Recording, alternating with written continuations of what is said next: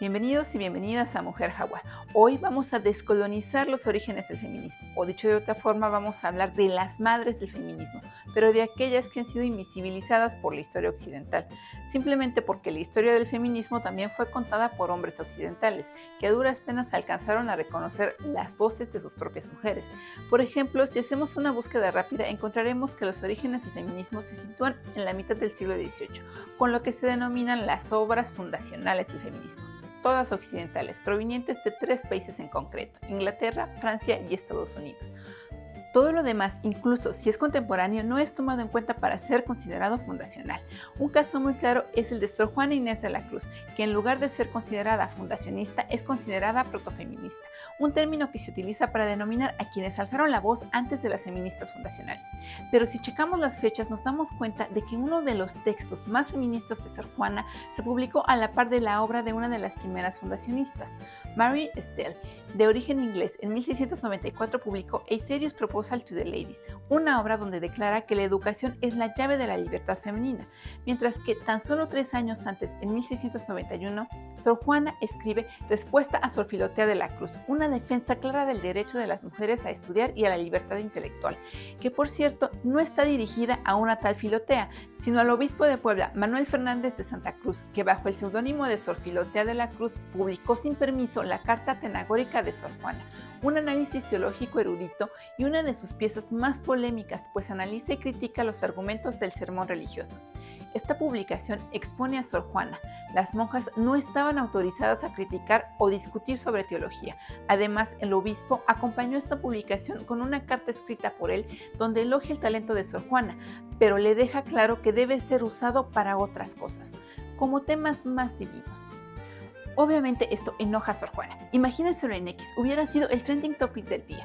Evidentemente Sor Juana no se queda callada y todo esto desemboca en su texto más claramente feminista, la respuesta a Sor Filotea, donde defiende la capacidad intelectual de las mujeres para analizar y estudiar cualquier tema y su libertad de expresión. No es un texto breve ni improvisado, al contrario, está cuidadosamente estructurado con un desarrollo autobiográfico y argumentativo, que por si se lo están preguntando no es precisamente la obra de donde se extrae su más famosa frase: hombres necios que acusáis a la mujer sin razón, sin ver que sois la ocasión de lo mismo que culpáis. Esta frase está en su poemario Inundación Castálida. Y bueno, tanto la carta atenagórica como la respuesta a Sor Filotea generaron una fuerte polémica y marcaron el inicio de una censura que limitaría la producción literaria de Sor Juana en los años siguientes. Sin embargo, ambas obras constituyen un precedente fundamental en la defensa de los derechos de las mujeres dentro y fuera del ámbito religioso.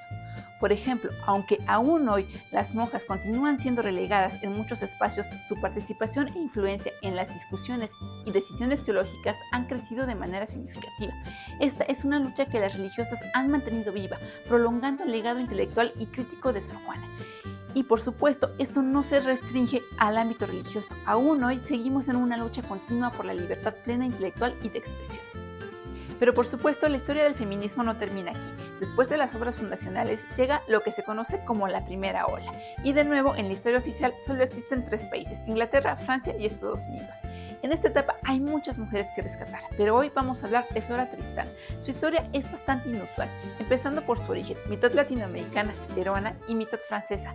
Le da una realidad contrapuesta, donde por un lado vive y es parte de una burguesía francesa que nunca la acepta, probablemente por su origen mestizo, pero que al viajar al Perú es testigo de la realidad de las mujeres latinoamericanas, lo que le mostró de primera mano los efectos del colonialismo y las jerarquías raciales, y le permitió contrastar los dos mundos y establecer una conexión estructural entre la opresión de clase y la opresión de género. Tenía claro que la lucha de las mujeres debía ir de la mano de la lucha de los trabajadores.